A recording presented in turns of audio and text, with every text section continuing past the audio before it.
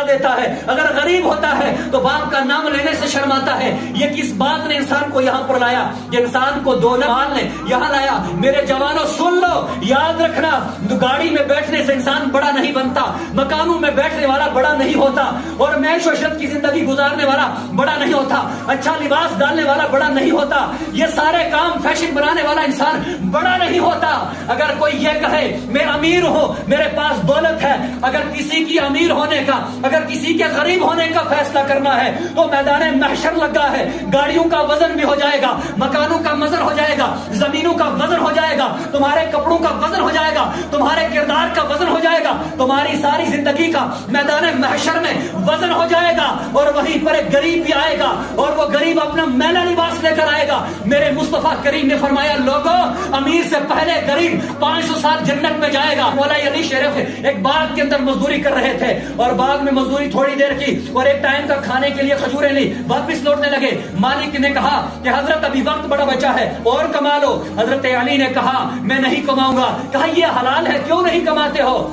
حضرت علی نے جواب میں کہا حلال ضرور ہے، اگر حلال کماؤں گا اس کا مجھے حساب دینا پڑے گا، اور اگر حرام کھاؤں گا تو مجھے عذاب برداشت کرنا پڑے گا۔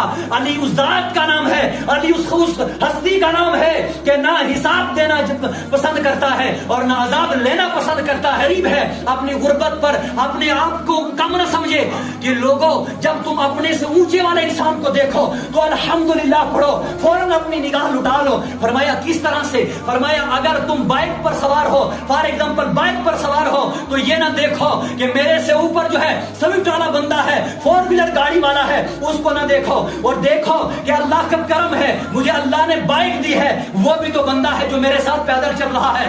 اگر پیدل چلنے والا ہے تو یہ سوچ لے خدا کا کرم ہے، میں پیدل ہوں، وہ بھی تو ہے جس کو لاتے نہیں ہے۔ حضرت شیخ سعیدی رحمت اللہ تعالی علیہ کوفہ کی جامع مسجد میں نماز جمعہ پڑھنے کے لیے جا رہے تھے۔ آپ غربت کی وجہ سے آپ کے قدم مبارک میں جوتے نہیں تھے، تو بالکل ٹوٹ چکے تھے، آپ ننگے پاؤں چل رہے تھے، اور آپ نے کہا مولا کریم میں نے ساری زندگی تیرے دین میں نے خرچ کیا ہے، اور میرے مولا کیا میرے لیے اتنا سارا مال بھی نہیں ہے کہ میں ایک جوتا ڈال دوں؟ اتنا سارا کہنا تھا۔ جمعہ میں اندر آئے، نماز پڑھی، اور جمعہ کی نماز پڑھ کے دروازے کے باہر جاتے ہیں، ایک بندہ بھیک مانگ رہا ہے۔ حضرت شیخ سعید رحمت اللہ تعالی علیہ نے اس کے دونوں پاؤں کی طرف نظر ماری تو اس کو 2 پاؤں نہیں تھے۔ آپ نے فوراً اپنا آپ پلٹا اور آ کے سجدے میں گر گئے، اور مولا تو مجھے معاف کر، میں نے تیری بارگاہ میں یہ شکایت کر دی کہ میرے قدموں میں جوتے نہیں ہیں، اے اللہ تیرا احسان ہے، جوتے تو نہیں ہیں مگر پاؤں تو میرے پاس ہیں، یہ بھی تو تیرا بندہ ہے جس کے پاس پاؤں ہی نہیں ہے۔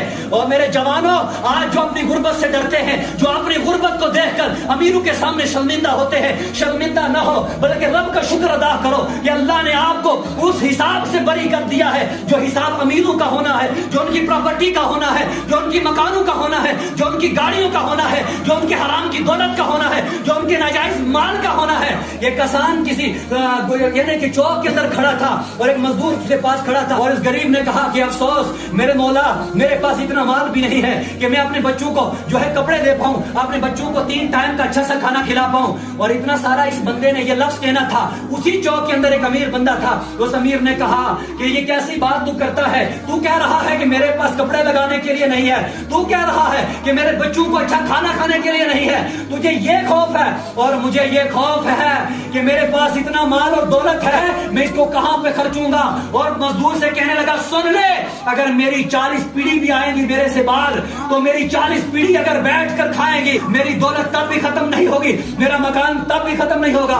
اور یہی لفظ آج ہمارے سماج میں گونجتا ہوا نظر آتا ہے، امیروں کی زبانوں پر نظر آتا ہے کہ ہم نے اولادوں کے لیے جمع کیا ہے۔ سن لینا جمع کرنے والوں، سن لو اولادوں کے لیے مکان بنانے والوں، سن لو اولادوں کے لیے پراپرٹی جمع کرنے والوں۔ اور غریب کا دل ٹوٹا ہوا تھا، یہ جب یہ امیر واپس آیا، اپنے گھر کے اندر آیا، اللہ کی طرف سے وبال اور مصیبتوں میں مبتلا ہو گیا، کبھی بیمار ہوتا ہے، کبھی کوئی پریشانی، کبھی کوئی پریشانی۔ اب پیسے لگنے شروع ہو گئے، پہلے آ رہے تھے اب جانے شروع ہو گئے، اب جانے شروع ہو گئے۔ 3 مہینے گزرتے ہیں، بندہ انتقال کر گیا۔ ایک بچہ تھا اور جب وہ بچہ اس کا بچ گیا، اس بچہ جوان 18 اور 20 سال کی عمر میں تاریخ میں لکھا گیا ہے، فرمایا جاتا ہے جب یہ بچہ اس کا بچ گیا اس بچے کو جوانوں نے اس کے ساتھ دوستی ڈالی، کسی نے اس کو شراب میں لگایا، کسی نے جوے میں لگایا، کسی نے سگریٹ پینے کی طرف بنایا، کسی نے کہیں لگایا، اور یہ عیش و عشرت کی زندگی میں گزارنے لگ گیا، سارے پیسے اسی طرح خرچتا رہا۔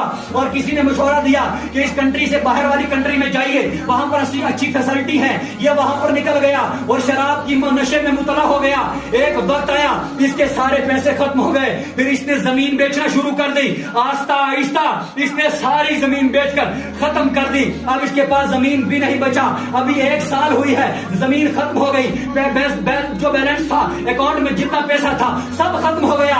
اب اس کا ایک مکان بچتا ہے، اور جب ایک مکان بچا، اب اس کو عادت تھی عیش کی زندگی گزارنے کی، اس کو آج عادت تھی برے ہارڈ نشے کرنے کی۔ اب یہ مجبور ہو گیا، اس نے اپنا مکان بھی بیچ دیا، اور جب اس نے مکان بیچا، بیچنے کے بعد اب یہ مجبور ہو گیا مزدوری کرنے کے لیے۔ اس کے باپ نے جس چوک کے اندر کھڑے ہو کر یہ کہا تھا مزدور کو کہ مزدور تجھے ڈر ہے زندگی گزارنے کا کہ میرے پاس گزارنے کے لیے پیسے نہیں، مجھے ڈر ہے پیسے خرچنے کا کہ پیسے اتنے زیادہ ہیں، خرچوں کہاں؟ اسی چوک پر، اسی جگہ پر اس کا بچہ 2 سال کے بعد کھڑے ہو کر مزدوری کے لیے اعلان کرتا ہے کوئی ہے جو مجھے اپنے گھر میں مزدور بنا کر لے کر جائے گا۔ 2 سال کے بعد اسی چوک میں اس کے بچے نے جا کر مزدوری کرنی شروع کر دی، غربت کی زندگی بسر کر دی۔ اس لیے لوگوں، مال دولت جو ہے، پیسے گاڑی بزنس جو ہے، یہ کہیں محنت سے نہیں ملتی، یہ اللہ کی رحمت سے ملتی ہے۔ جو کل غریب تھا آج امیر ہے، جو کل مسکین تھا آج عیش و عشرت کی زندگی گزار رہا ہے۔ یاد رکھنا، جو آج غریب ہے کل امیر ہوگا، جو آج غربت کی زندگی بسر کرتا ہے کل عیش و عشرت کی زندگی بسر کرے گا۔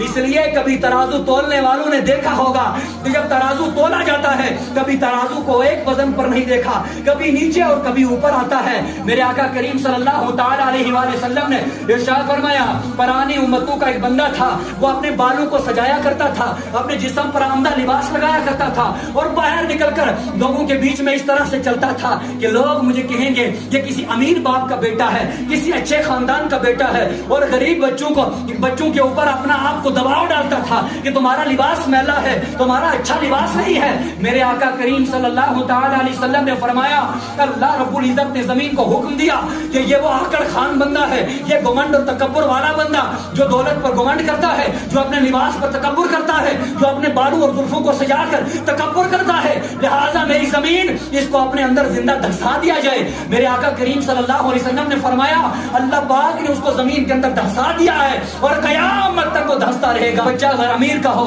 غریب کا جب اسکول میں جائے تو وہ غریب کے بچے کو بار بار نظر سے دیکھتا ہے، کبھی کسی انداز سے مذاق اٹھاتا ہے، کبھی جو مسکین لوگ، غریب جو لوگ مانگنے والے ہیں، کوئی اللہ کے نام مانگتا ہے، کوئی کسی طرح مانگتا ہے، اور امیر لوگ یا کوئی بھی جو ایسے بچے ہیں جن کی تربیت اچھی نہ ہو، وہ ان کو پکڑ پکڑ کے ان کے مذاق اڑاتے ہیں۔ کسی کو ہاتھ نہیں اس کا مذاق، کسی کے کپڑے میلے اس کا مذاق، کسی کو جوتا ٹوٹا ہوا اس کا مذاق، کسی کے کپڑے پھٹے ہو اس کا مذاق۔ یاد رکھنا، اس مذاق بازی سے باز آ جاؤ، اللہ کا شکر ادا کرو۔ اللہ نے 2 آنکھیں دی ہیں، ایسا نہ ہو یہ چھین لے۔ اللہ نے 2 ہاتھ دیے ہیں، ایسا نہ ہو یہ چھین لیا جائے۔ اللہ نے 2 پاؤں دیے ہیں، ایسا نہ ہو یہ چھین لیا جائے۔ اللہ نے صحت دی ہے، ایسی نہ ہو بیماری میں تبدیل ہو جائے۔ اللہ نے اگر امیر کا بنائے ہو، اللہ نے ایسا نہ کرے کہ غریب ہو جائے۔